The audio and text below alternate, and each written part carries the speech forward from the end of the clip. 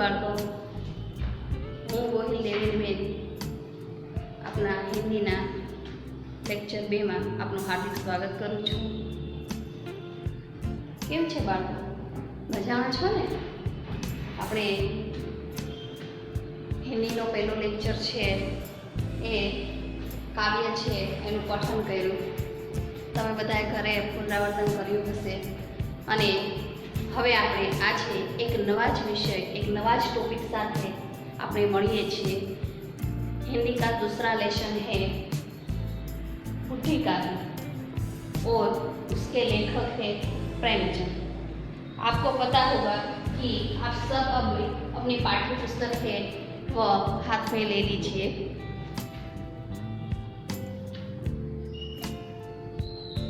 बुढ़ी काकी, उसके लेखक है प्रेमचंद.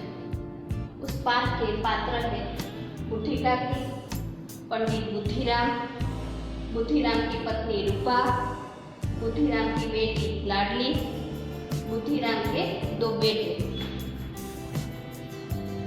अब हम प्रेमचंद का थोड़ा सा परिचय ले लें, उसके बाद इस पाठ में क्या कहना चाहते हैं उसकी चर्चा करेंगे. प्रेमचंद जन्म सन 1880, निधन सन 1936. हिंदी के उपन्यास सम्राट में प्रेमचंद का जन्म उत्तर प्रदेश में वाराणसी के निकट के लम्ही गांव में हुआ है. उनका मूल नाम धनपत राम था और अंग्रेजी और उर्दू भाषा है वो अच्छी तरीके से जानते थे. हम जानते हैं कि प्रेमचंद ने अपने जीवन में कई सारे उपन्यास है वह लिखे हैं और कॉलेज काल में भी हम देखते हैं तो प्रेमचंद के उपन्यास है वह काफ़ी प्रचलित है.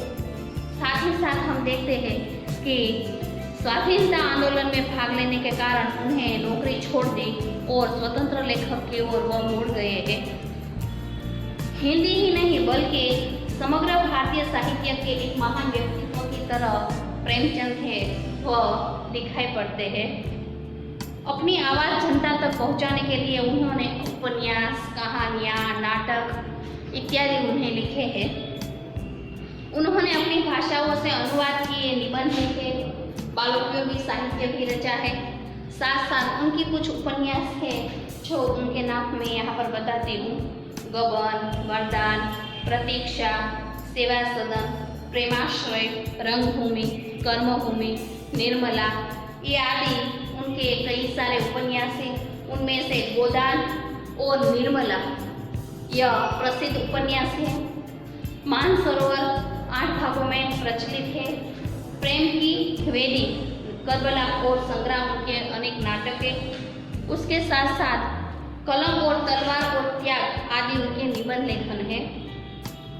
बुढ़ी काकी प्रेमचंद के दयनीय वृद्धों की अवस्था की ओर हमारा ध्यान खींचता है, जिन्हें उपेक्षा मिलती है और जो जीवन के हर क्षण आनंदपूर्वक उपयोग करना चाहता है वह मूल कहानी का संक्षिप्त रूप है.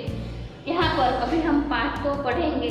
इससे पहले मैं आपको बताती हूँ हमारे समाज में कई ऐसे लोग हैं कि जब वृक्ष है वह जैसे जैसे बड़ा होता है और एक दिन ऐसा समय आता है कि जब उस वृक्ष में फल फूल नहीं होते तो हम उस वृक्ष को काट देते हैं.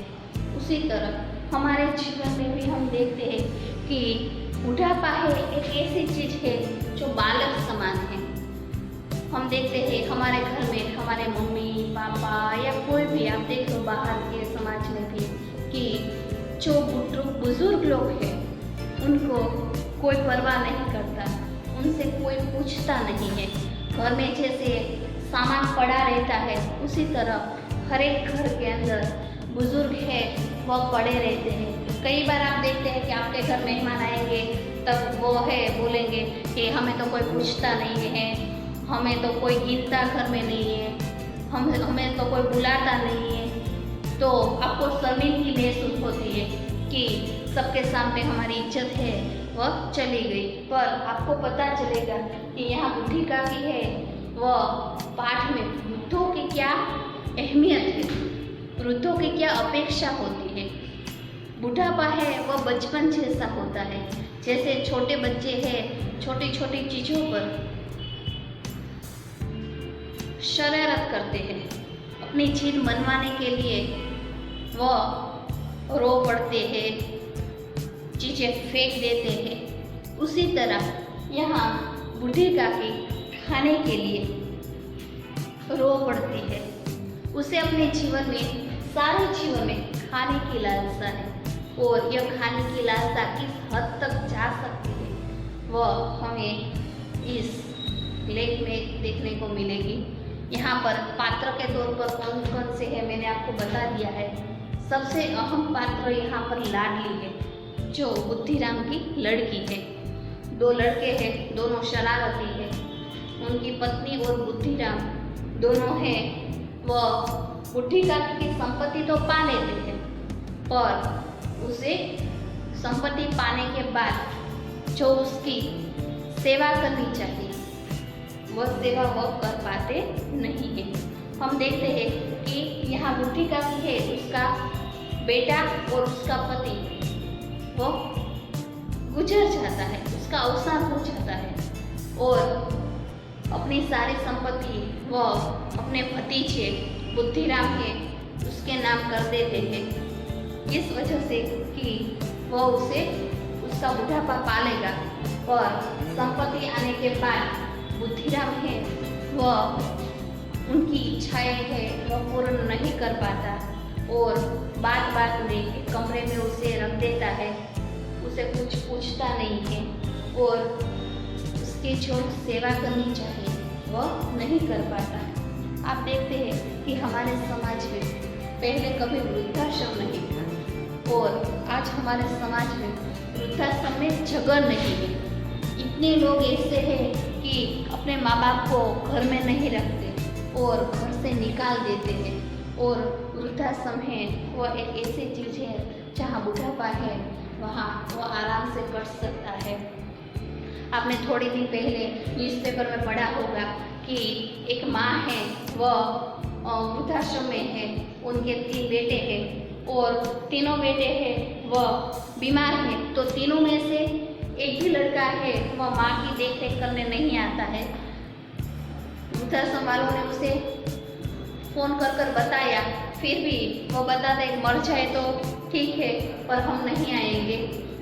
तो ऐसी चीज़ है कि यहाँ पर बूढ़ी काकी है उसी वजह से अपनी संपत्ति अपने भतीजे के नाम करते हैं और यहाँ पर उनका परिणाम है वह अच्छा नहीं आता है। अब हम इसका मूल रूप क्या है, तो हमारे समाज में जीवन है वह हर क्षण जीने वाली बाबत है और इस क्षण को जीने की बात है यहाँ पर हमें दिखाई देती है। बुढ़ापा बहुपन बचपन का पुनरागमन हुआ करता है, बचपन का पुनरागमन है, यानी हमें देखने को मिलता है कि एक बार बचपन हमारा बीत जाता है और बुढ़ापे में बचपन हमारा दोबारा आता है।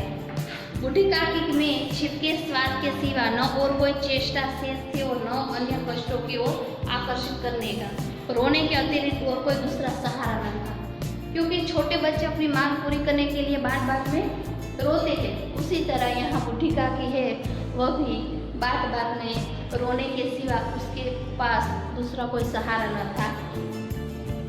समस्त इंद्रियां हाथ और पैर जवाब दे चुके थे, जमीन पड़ी रहती, घर वाले कोई बात अच्छी तरह से प्रतिकूल करते, भोजन का समय टल जाता या उसकी मात्रा कम होती, बाजार से कोई वस्तु आती और न मिलती तो वे रोने लगती थी। जैसे बच्चा हो उसकी मांग पूरी न हो तो वो रो पड़ती, उसी प्रकार यहाँ पर बूढ़ी काकी है वह उसकी मांग पूरी न होने पर वह भी रो पड़ती। किस तरह तो कि कोई चीज़ चाहे तो उसे मिलती नहीं या खाना है वह भी उसको नहीं मिलता। तो कई ऐसी वजह थी जिन वजह के कारण बूढ़ी काकी है उनको कई सारी परेशानियां थी। उनका रोना सिसकना साधारण रोना न था, वे गला फाड़ फाड़ कर रोते थे। साधारण बच्चों की तरह नहीं, पर आपको पता होगा कि बच्चे जब रोने पड़ते हैं तो 2 घर तक सुनाई देता है। उसी तरह यहाँ बूढ़ी काकी है वह भी गला फाड़ फाड़ कर रोती थी। उनके पति को स्वर्ग सिधारे बहुत वक्त हो चुका था, बेटे तरुण होकर चले गए थे। एक भतीजे के सिवा और कोई न था। यहाँ पर आप देखेंगे कि उनके जीवन में उनका एक बेटा था, तरुण, यानी युवानी में ही गुजर गया था। उनका पति है, उसने भी उसका साथ छोड़ दिया था। अब उसके जीवन में और कोई सहारा न था, केवल अपने भतीजे के सिवा, और उस भतीजे का नाम था पंडित बुद्धिराम। अपनी सारी संपत्ति उसने उसके नाम कर दी थी। क्यों? क्योंकि वो उसका बचपन है, यानी उसका बुढ़ापा है, वह अच्छी तरह से बिताएगा। बाद में हम देखते हैं कि संपत्ति की वार्षिक आय कम न थी, तथापि बूढ़ी काकी को पेट पर भोजन में कठिनाई न मिलता। उनकी संपत्ति कम न थी, पर बुढ़ापे में उसको 3 टाइम का जो खाना है वह मिल सके, इस वजह से उसने अपनी सारी संपत्ति है वह उसने पंडित बुद्धिराम के नाम कर दी थी। लड़कों का बुढ़ापे से स्वाभाविक विदेश होता है।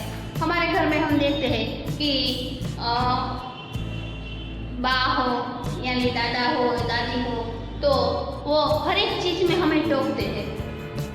ये नहीं करना है, वो नहीं करना है, यहाँ नहीं बैठना है, आप इधर ये नहीं करना है, इसके साथ नहीं बोलना है, ये हमारे घर नहीं आएगा, यहाँ नहीं खाना है। ऐसी बात में हमें टोकते हैं, तो हमें अच्छा नहीं लगता है। हम मम्मी से जाकर कहते हैं, मम्मी दादी को बोलो ना, हमें बीच बीच में रोकते हैं, हमें टीवी नहीं देखने देते, हमें खाने नहीं देते हैं। तो मम्मी क्या कहेगी? उसका सुनना मत, वो तो भले ही बोलती रहे, तुम्हें जो करना है वो तुम करो। अब देख लो, तुम्हारी मम्मी ही ऐसा करेंगी उनके साथ, तो बच्चे तो स्वाभाविक है करेंगी ना। तो उसी वजह से यहाँ बुद्धिराम है, उसने काकी को मान नहीं दिया, इस वजह से उनके 2 लड़के हैं, उसने भी बुढ़ी काकी है उसका मान घर पर नहीं रखा, और वो बुढ़ी काकी को परेशान करते थे।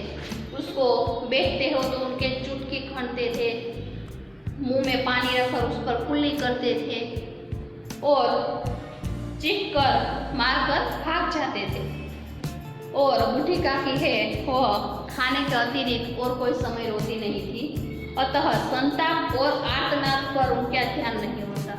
सारा दिन वह संताप करती थी। आर्तनाद यानी अपने अंदर से जो दुख की वेदना है, वे वेदनाएं वह कहती है।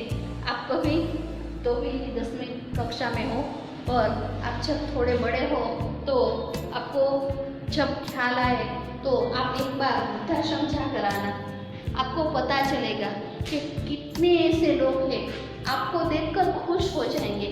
किस वजह से?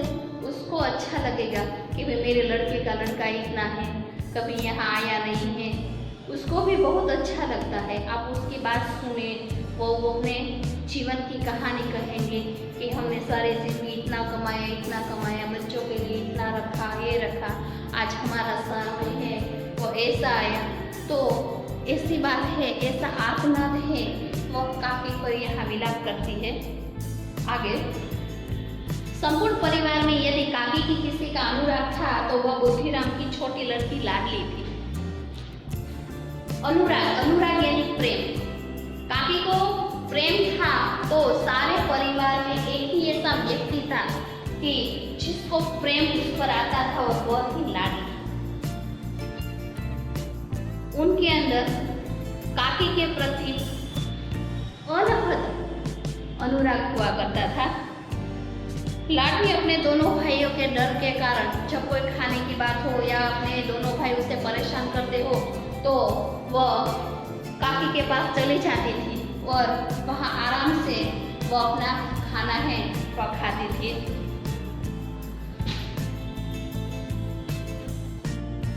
तथापि भाइयों के अन्याय को तुलना में कहीं सुलभ थी।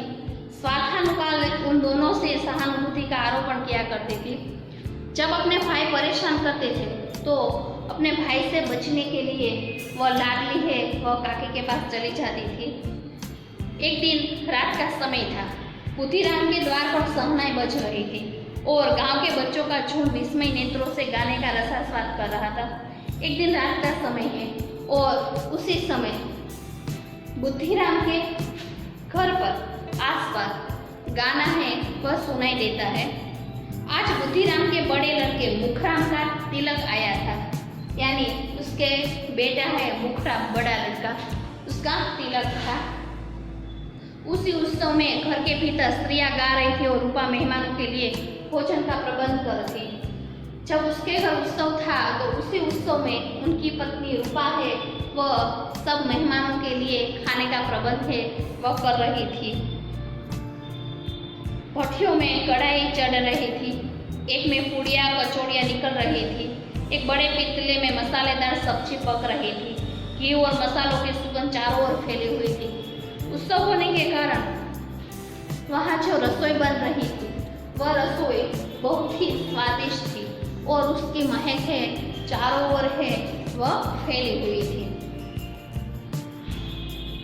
बूढ़ी काकी अपनी कोठरी में बैठी हुई थी और यह सुगंध उन्हें बेचैन कर रही थी, क्योंकि उसके जीवन में उसे एक ही लालच थी और वह लालच थी उसे खाने की।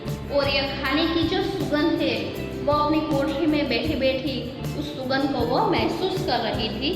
वे मन ही मन सोच रही थी कि आज तो बहुत दिनों बाद उसे भोजन है वो अच्छा मिलेगा और इतनी देर क्यों हो गई, अभी तक भोजन क्यों नहीं है। उसकी जो सुगंध है वो तो कब की आ रही है, मालूम होता है सब लोगों ने भोजन खा लिया होगा। यह सोचकर वह रोना चाहती थी, पर बाहर मेहमान होने के कारण वह रो भी नहीं पा रही थी। बूढ़ी काकी की कल्पना में गुड़िया की तस्वीरें नाचने लगी। हम देखते हैं कि हमारी जब कल्पना हो या हमें जब दिवाली का समय हो तब आपको पता होगा कि हमें पापा कहेगा कि मैं तुम्हें ये ला दूंगा वो ला दूंगा, तो आप देखते हैं कि आप उसकी कल्पना करने लगे कि मैं ऐसा लूँगी, ये कलर लूँगी, इतना होगा। जैसे आप कल्पना करते हैं उसी तरह यहाँ खाने की लालच इतनी बढ़ गई थी काकी में कि हर एक चीज़ की कल्पना वो अपने मन ही मन कर रही थी। कचौड़ियाँ है, पूड़ियाँ है, सब्जी है, इस सब की कल्पना वो बहुत अपने मगज में सहन से कर रही है। कचौड़ियाँ में अजवाइन और इलायची की महक होगी। एक पूड़ी मिलती तो जरा हाथ लेकर देखती, क्यों न चलकर कढ़ाई के सामने ही बैठूं। इस प्रकार निर्णय करते बूढ़ी काकी उखड़ू देकर हाथों में एक सरकती हुई कठिनाई से चौखट की उतरी और धीरे से रेंगती हुई कढ़ाई के पास आ बैठी। यहाँ आने पर उन्हें उतना ही धैर्य हुआ जितना भूखे कुत्ते को खाने के सम्मुख बैठने से होता है। जब आप बच्चों को कह देते हो कि ये पेन यहाँ पर रख दिए, पहले आप लिख लो उसके बाद इसे ले लेना, तो बच्चा है वो फटाफट लिख लेता है। क्यों? क्योंकि उसकी लालच उस पेन में है। उसी तरह यहाँ काकी है, उसकी लालच खाने में है और खाना देखकर उसका जो आधा सा मन है वह बैठ जाता है और खाने को देख कर ही उसका मन है वह भर आता है। बुद्धिराम की पत्नी रूपा उस समय कार्यभार से परेशान हो रही थी। कभी इस कमरे में जाती, कभी उस कमरे में, कभी कहाड़ा में, कभी भंडार में। यहाँ घर में मेहमान आने से, घर में उत्सव होने से सब जगह मेहमानों की स्वागत करने के लिए इधर से उधर, उधर से इधर, ये लाना, इसको देना, इसका स्वागत करना, इसके साथ बातचीत करना, रसोई भी देखना, यह सब कार्यों में रूपा है वह बड़ी व्यस्त थी। और जब उसने चौखट पर बूढ़ी काकी को देखा तो वो अपने क्रोध को रोक नहीं पाई। क्यों? क्योंकि इतने सारे मेहमान के सामने वह बूढ़ी काकी का जो देखाव है, जो उसकी लालसा है, वह लालच है, उसको वह रोक नहीं पाती है और अपनी लालच में वह उनके सामने क्रोध प्रकट करती है। इस अवस्था में बूढ़ी काकी की कढ़ाई में पास बैठ के देखकर उसका क्रोध उठ जाता है। जैसे मेंढक कचूर कर चपटता है, उसी प्रकार काकी झपटी और उन्हें दोनों हाथों से झपट कर बोली, ऐसे पेट से आग लगे, पेट है या फाड़। यानी आप देखते हैं यहाँ पर कितनी उग्रता से रूपा ने बात की है बूढ़ी काकी के साथ कि आपका पेट है या पटारा है। आप देखते नहीं है कि अभी तो मेहमान ने भी खाना नहीं खाया, अभी तो खाना बन रहा है और आप खाने की लालच में कोठरी में से यहाँ तक आ गई है। कोठरी में बैठते हुए काकी ने झपटी और बोली, कि कोठरी में बैठते हुए क्या दम घुटता है? अभी मेहमानों ने नहीं खाया, भगवान को भोग ने नहीं लगाया, तब तक धैर्य न हो सका। जैसे बच्चा है, कोई चीज बाहर से लाए, मुझे दो मुझे दो मुझे दो ऐसे कर चिल्लाते हैं और फिर अम्मा है उसे देती है। उसी प्रकार यहाँ काकी है, वह खाने के पास आकर बैठ जाती है और रूपा उस पर क्रोध करती है कि अभी तो मेहमान ने भी नहीं खाना खाया, भगवान को भोग भी नहीं लगाए, क्या तुम उतनी देर तक ठहर नहीं सकती हो? बूढ़ी काकी ने सिर उठाया, न रोई न बोली, चुपचाप रेंगती हुई अपनी कोठरी में चली गई। भोजन तैयार हो गया, आंगन में पतले पड़ गए, मेहमान खाने लगे। अब खाना तैयार हो जाता है और सब लोग है वो खाने की तैयारी कर रहे हैं और आंगन में मेहमान है वो खाना खा रहे हैं। बूढ़ी काकी अपनी कोठरी में जाकर पश्चाताप कर रही है और कहाँ चली गई? उन्होंने रूपा पर क्रोध नहीं था, अपनी जल्दबाजी पर दुख था। सच ही तो है, जब तक मेहमान लोग भोजन न कर ले, घर वाले खाएंगे, मुझसे इतनी देर भी न रहा गया। अब जब तक कोई बुलाने न आएगा न जाऊंगी। अब उसे अपने ही पर गुस्सा आता है कि सच ही तो बात है कि अभी मेहमान ने नहीं खाया, भगवान को भोग नहीं लगाया, तो मैं इतनी अधीरी क्यों हो गई? और इसी कारण वो अपने आप को कोसती है कि मैं इतनी जल्दबाजी क्यों कर रही हूँ। मेहमान खा लेंगे, उसके बाद वो मुझे भी परोसेंगे, तो और हमारे घर मेहमान आएंगे तो पहले मेहमान ही खाएंगे, उसके बाद घर वाले खाएंगे, तो मैं इतनी देर भी नहीं ठहर सकती। और अब तो जब तक कोई मुझे बुलाए नहीं तब तक मैं जाऊंगी नहीं। जैसे बच्चा रूठ जाता है उसी तरह यहाँ काकी है वह भी रूठ जाती है और जब तक कोई मुझे नहीं बुलाएगा तब तक मैं वहाँ जाऊंगी नहीं। ऐसे ही बात करके वह मन ही मन अपने आप को कोसती है कि अब मैं क्या करूं। मन ही मन इस प्रकार विचार कर बुलावे का इंतजार करने लगी। वह मन को बहलाने के लिए लेट गई, धीरे धीरे गीत गुनगुनाने लगी। उन्हें मालूम हुआ कि मुझे गाते देर हो गई, क्या इतनी देर तक लोग भोजन कर रहे होंगे, किसी की आवाज़ नहीं सुनाएगी, अवश्य ही लोग खा पी कर चले गए होंगे, मुझे कोई बुलाने नहीं आया। रूपा चिढ़ गई, क्या जाने क्या बुलाए। बूढ़ी काकी चलने के लिए तैयार हुई। यह विश्वास है कि मिनट में पूड़ियाँ और मसालेदार सब्जियाँ सामने आएगी। अब उसे महसूस होता है कि समय तो बहुत बीत गया है, अब तक तो सब मेहमान भी खाकर चले होंगे, तो क्या अब तक अभी भोजन नहीं आया। फिर उसे खाने की लालच है, फिर वो सब्जी है, फिर वो पूड़ियाँ है उनके सामने आती है। वह मनसूबे बांधे, पहले सब्जी से पूड़ियाँ खाऊंगी, फिर दही और कचौड़ियाँ रायते के साथ मज़ेदार मालूम होगी। चाहे कोई बुरा माने चाहे भला, मैं तो मांग कर खाऊंगी।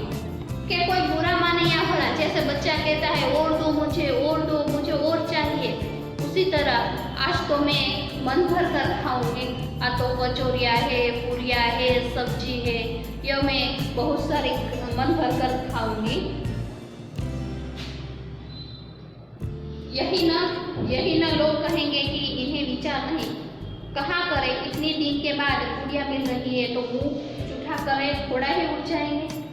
आप देखते हैं कि कभी या आपने देखा होगा कि आप भोजन के लिए जाते हैं, कोई प्रसंग हो या तो कई लोग हैं जैसे खाना देखा न हो उसी तरह उस खाने में टूट पड़ते हैं। उसी प्रकार यहाँ बूढ़ी काकी है, वह भी खाना है उसमें टूट पड़ती है, यानी ऐसे विचार करती है कि मैं इतना सारा भोजन है वह करूँगी और मांग कर जी भर कर आज मैं भोजन है खाऊंगी। अब यहाँ तक का लेक्चर है वो यहाँ पर हम लेक्चर है वह खत्म करते हैं। आगे का जो लेक्चर है, आगे का जो पाठ है जो अधूरा है वह हम नेक्स्ट लेक्चर में पढ़ेंगे। आपको फिर एक बार होमवर्क में यह पाठ है, यह जो बूढ़ी काकी का अधूरा पाठ है उसको आपको पुनरावर्तन यानी एक बार पढ़ना है। होमवर्क में आपको इसको पढ़ना है। अब नेक्स्ट लेक्चर में हम इसके आगे की बात है वो करेंगे। नमस्कार।